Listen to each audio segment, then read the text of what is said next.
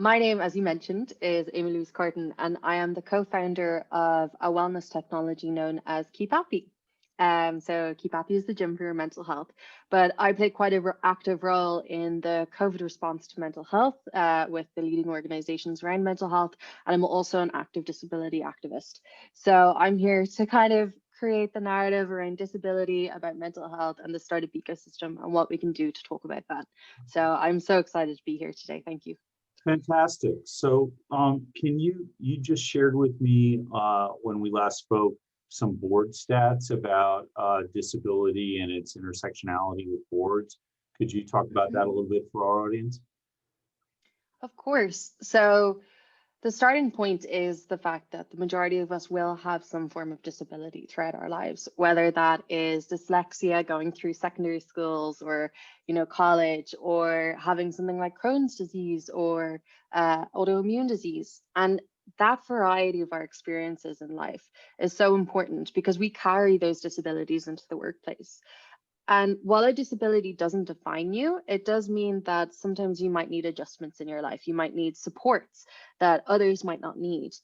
And the reality is that in 60% of executive levels in businesses and of boards of businesses, they do not have a disability officer. They do not have a disability advocate or anyone to highlight the importance of disability awareness in the workplace.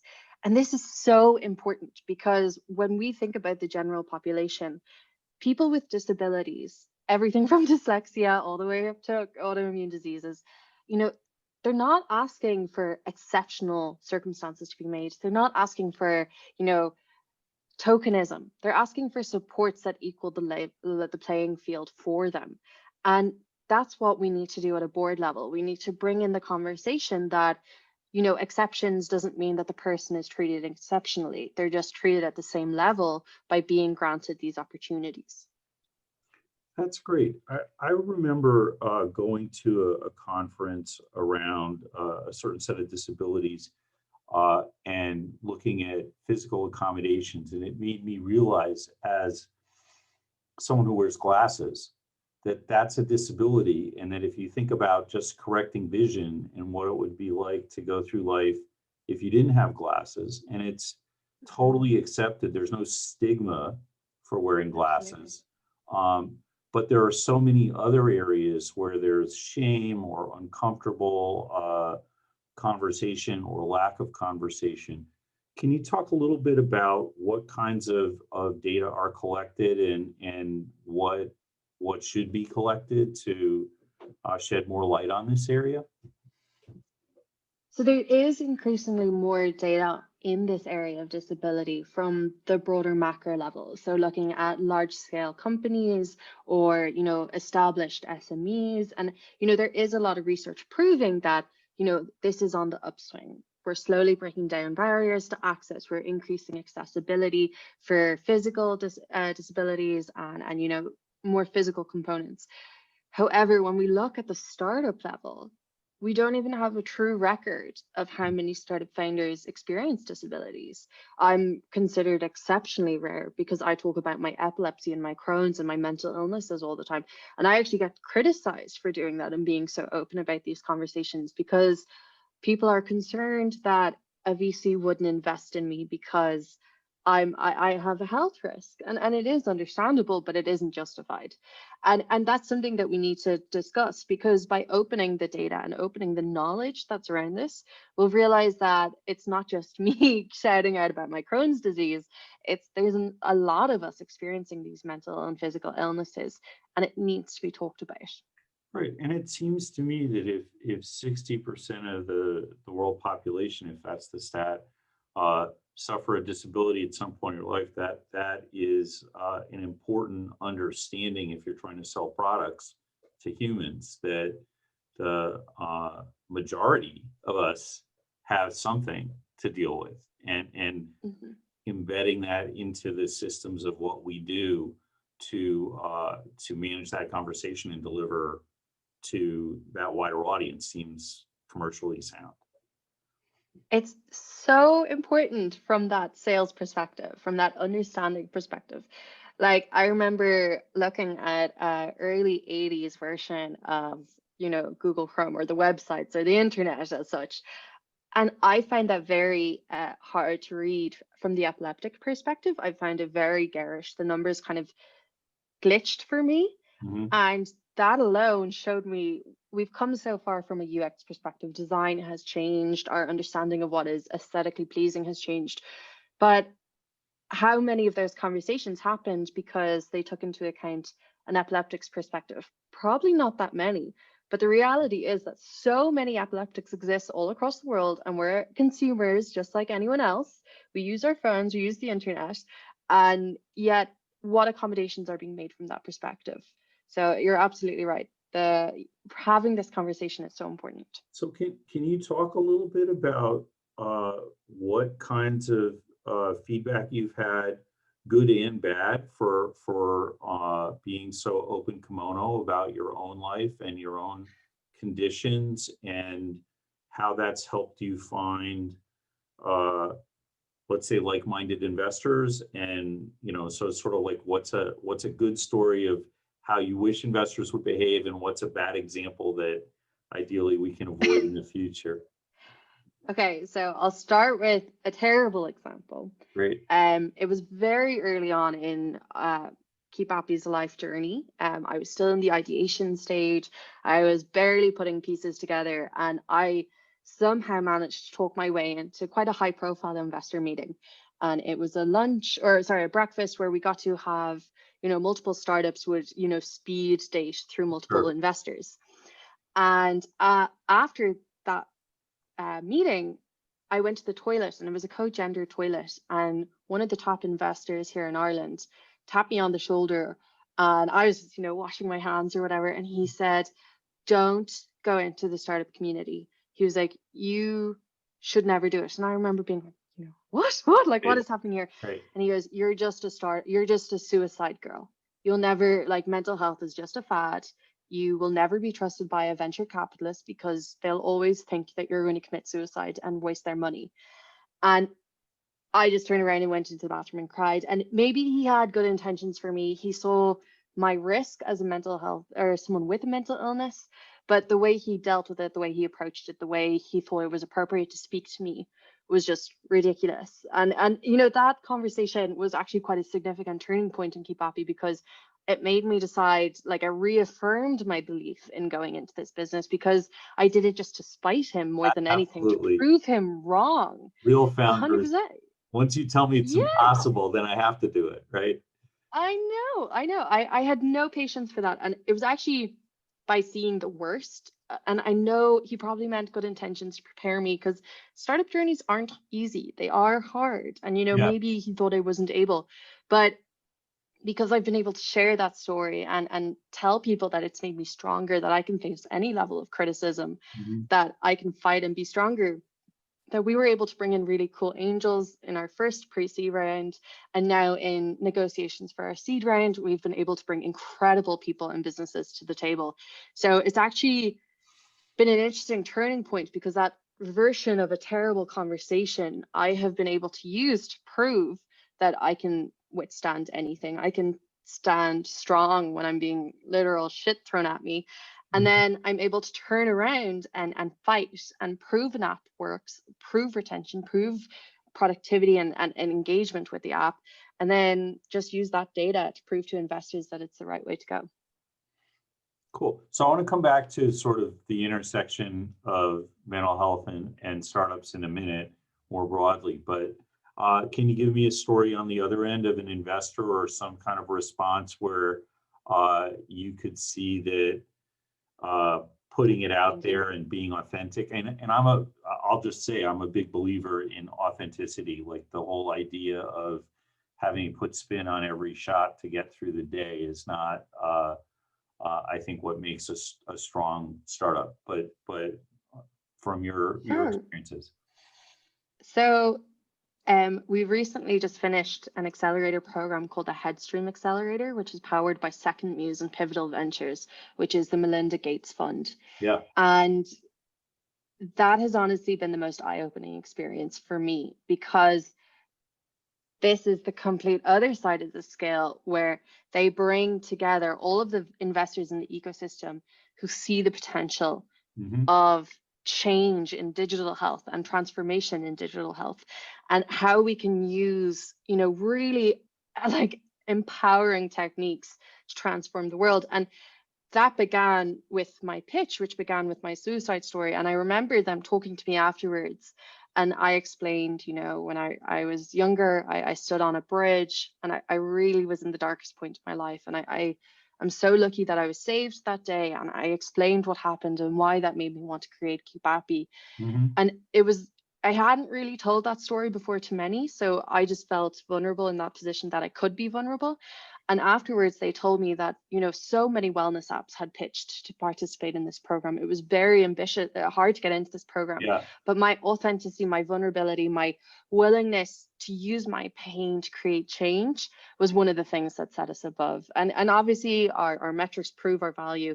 But it was just the fact that I was willing to kind of expose myself. I think they really appreciated that. That's awesome.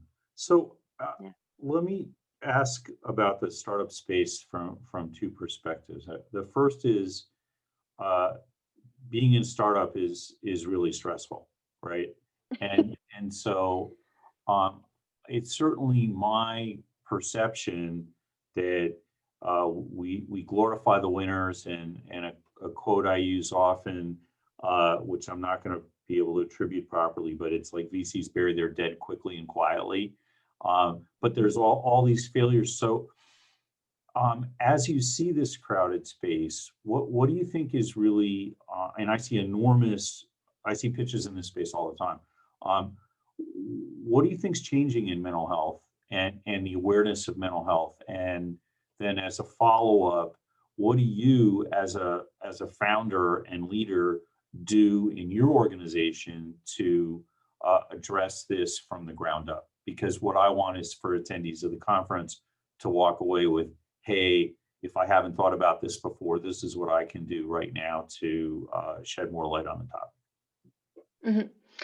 So to kind of give you an understanding of the cycle of this industry, I'm sure you felt it, that when the likes of Headspace and Calm came out in the early to mid 2000s, there was this stampede towards wellness. Everyone wanted to jump on the meditation train. And that kind of peaked in 2016. And then investors and angels started to see that the retention rates of this B2C world, especially with apps, is shocking. It is so low. If you get above a 2.3% average after 30 days in terms of retention, that's seen as international heights. That is incredible. And I think a lot of people entered this space believing that it would be easy, that it was easy to create an app, that wasn't easy to create something that would be sticky. And when you see the actual breakdown of who's building these apps, the most successful ones are actually built by consumers. They're not built by, pharma company, big pharma. They're not built by NGOs or mental health organizations or psychologists or clinical behavioralists. They're actually built by the person who uses the product.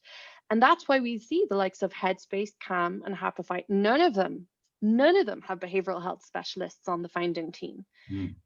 And that kind of proof that it's about being the user and experiencing the product is starting to show through again now when we're in this post-COVID or mid-COVID era. We're in the middle Sure. of a huge pandemic, and mental health is hugely taking over the ecosystem again. Telehealth was the biggest, I think it was the biggest winner of Q2 of 2020. It received the most of investments. The Mm-hmm. number of investments, I believe, raised in Q1 of 2020 was double that of all of Q20 or all of 2019. So this is a space that's rapidly growing, that has shown huge growth. But we have to return back to the issue that you can spend thousands of dollars building something and it might not be used. And that's why 67% of wellness technologies are never used. They never reach more than 1,000 monthly active users, despite all the millions that go into it. So what we're seeing in this industry, and I'm sure you probably have felt it, is the fact that this user-driven mechanism, this vulnerability and authenticity is what's driving this community forward, and it's what's driving users forward. So if you can build a product that's sticky and interesting, that's really what sells. So if I'm founding a company or running a company and I want to create a climate where mental health is destigmatized. And I want to create a culture that says if you're feeling stress, you can be open about it and not stiff upper lip, right? Yeah. How do I do that? What are the things that work best, and what should founders take away from this conversation? So I get a lot of slack for this, but you have to make it sexy. You know, I regularly compare this to the LGBT movement, where unfortunately AIDS, which is still a huge issue for the community in today's world, they defeated not just a stigma, a legal oppression. The LGBT community, we defeated so much against us in the 80s and 90s, and even Yep. prior to that, I'm sorry, but like that was when it Yep. really hit head. And we made it sexy, we made it happy, we made it about rainbows. And why I use that comparison, and I get a lot of like people think I'm taking a joke out of this, but when we compare mental health, so the highs and lows, everyday's highs and lows, I'm not talking about mental illness, but generalized mental health, to physical health. When we look at physical health and you just Google it, you see these incredibly toned, happy people bouncing in a Sure. gym, doing their exercise, having fun. When you Google mental health, you see a really dark girl crying in a corner, greasy hair, sad. Yeah. You see a guy depressed. And this is the conversation that needs to change. You know, mental illnesses are very severe. I have two, and I almost took my life as a result.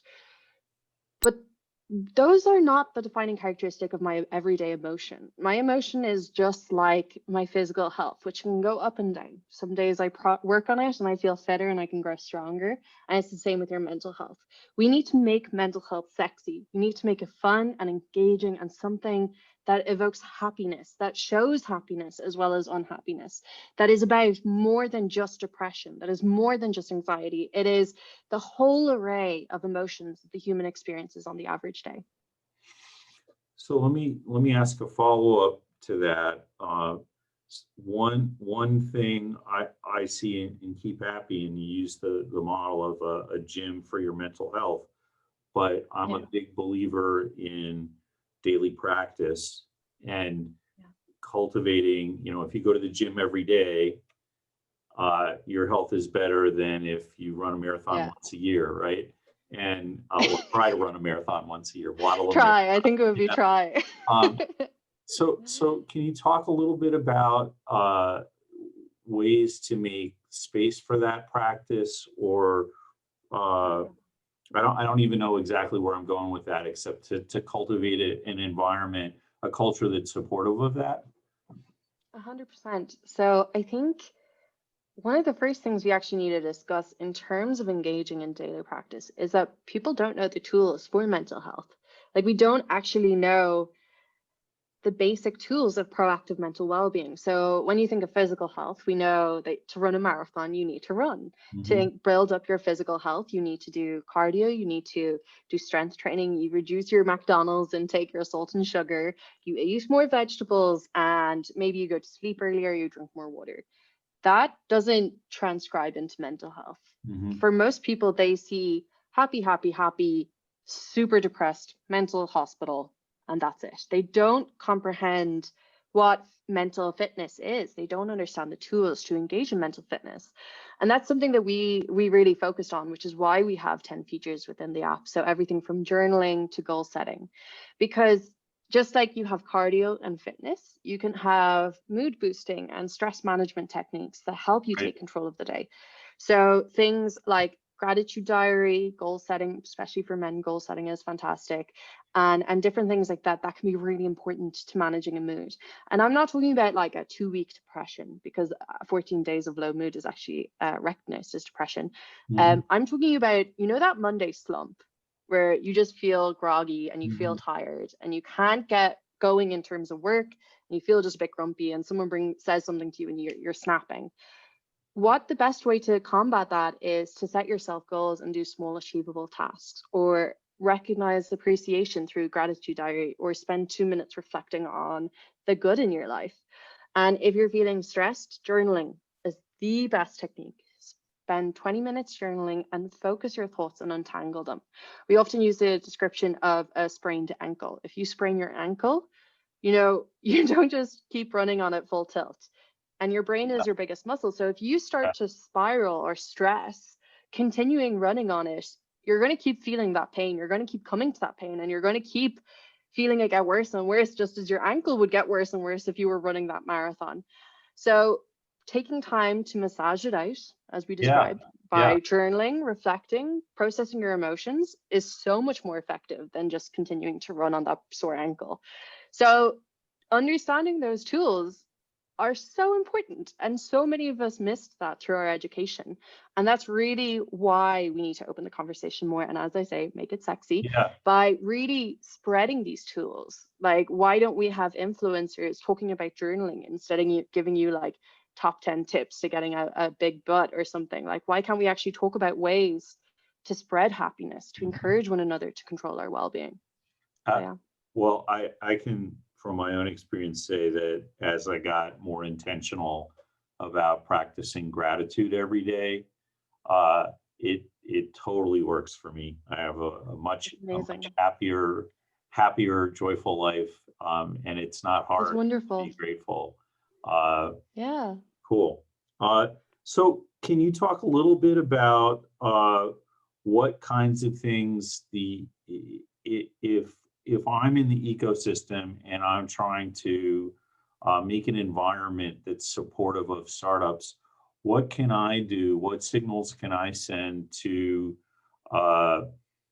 make it a safe place to talk about when you're stressed, and not encourage all my founders to run on sprained ankles? Great. Yeah.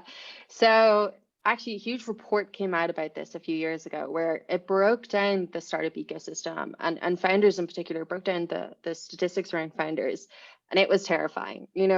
All of us who go into the startup journey, we're so ambitious. We're so insanely ambitious, because we believe that we will defeat the odds. We will not be the 99% that fail. We go into this head first, believing that we are the exceptions to the rule, that we are undefeatable. But the truth behind it is that we are twice as likely to end up in hospital for a psychiatric reason. We're twice as likely to commit suicide. We're 4 times as likely to develop a substance abuse disorder, and 8 times as likely to develop bipolar disorder, or to experience bipolar disorder. You look at the array of us, like, we are an alphabet soup of mental illnesses. So the fact that the conversation hasn't happened already is so upsetting, because as an ecosystem, we are rampant full of mental illnesses. We should be the leading the charge at defeating mental illnesses and providing support for one another. And the thing is, as an investor, you don't want to just abandon those with mental illnesses, or kind of hush them away, because just because they may be feeling low now or during a stressful period, it doesn't define the rest of their experience. And normally people can manage their mental illnesses. Like, sometimes it takes over, but for the majority of the time, I am able to manage it. And for this ecosystem, we should be spurring on innovation to challenge this. The World Health Organization has said that mental illness will be the leading cause of chronic illness by 2030. So this is the greatest health challenge facing our community, our population, our world. So it's a huge area. When we look at the TAM, it's huge. We should be supporting founders who are experiencing these issues now. When we look at Techstars, Brad is leading this. He is charging on ahead with mental illness and support for mental health, because he knows that Brad Feld, for people that that's how we get introduced, but sorry. So he's promoting that because he understands that if a founder feels more supported, they're going to be more likely to come to you prior to a crisis, and we can work together to solve it. So I think this is a turning point in society when we look at what's happening now around the world with COVID. Like, mental health is on the everyone's tongues at the minute, because we see how important it is. When we can't take care of our physical health, we need to look after our mental health. So I think we are on a changing point, but the community as a whole, we need to start talking about it more. Every startup event should have a talk about mental health. We should start talking this. Investors should start asking more openly. It's a bit scary to ask, is there anything you want to disclose? But start talking about their own experiences. That kind of top-down leadership of opening up to their own issues can be so transformational. Yeah, I love all of that. My gut is that the way that investors can signal it most strongly is not asking people to talk about it. It's rewarding It's people terrible. that do talk about it, because there's this whole That's true. I can't show weakness. And once you, in my view, as when you're a founder, once you have serenity that I'm great at this and I can suck at something else, and if I acknowledge that without defensiveness, I can actually get a lot more done. It Hmm. changes the conversation. But as an investor, you have to then be able to signal, we're glad you told Yeah. us this, and not, oh, now you've got an embarrassing rash and we'll never touch you again, right? So, Yeah. It's so so funny that we have this stigma though. Like I'm always so interested where it began and what caused it. But yeah, no, it's interesting. yeah, and I think it from my observation cuts across many cultures, right? There's this whole, I'm not going to complain, I'm going to suck it up, I'm going to uh, work harder and longer, and all my problems will go away. And God, if only. yeah, yeah, if only. So, any last words for our audience before we sign off? This was great. Yeah, anyone who's attended here today has proven that they are a change maker, that they're willing to be a part of the change on a whole array of issues. And I think that is such a promising component. But I think all of you are willing to change, all of you are willing to evoke change. But it's now your responsibility to take the lessons that you've learned across the entire VC like the whole convention this week, to really focus on spreading this word further. So who in your circle wouldn't talk about these issues, but should be part of the next conversation that we have. And that's really important, because people who go to conferences like that, we typically see them the same faces at a lot of the mental health conferences and disability conferences. So it's really important to try figure out how you can create a butterfly effect, that you can take one lesson from today and see who else you can spread that to. And that's the most important thing you can do. So yeah. Thank you. I think that's a great note to end on. Inclusion Mhm. is about bringing more people into the conversation. Aimee, thank you so much 100%. for your time. Thank you.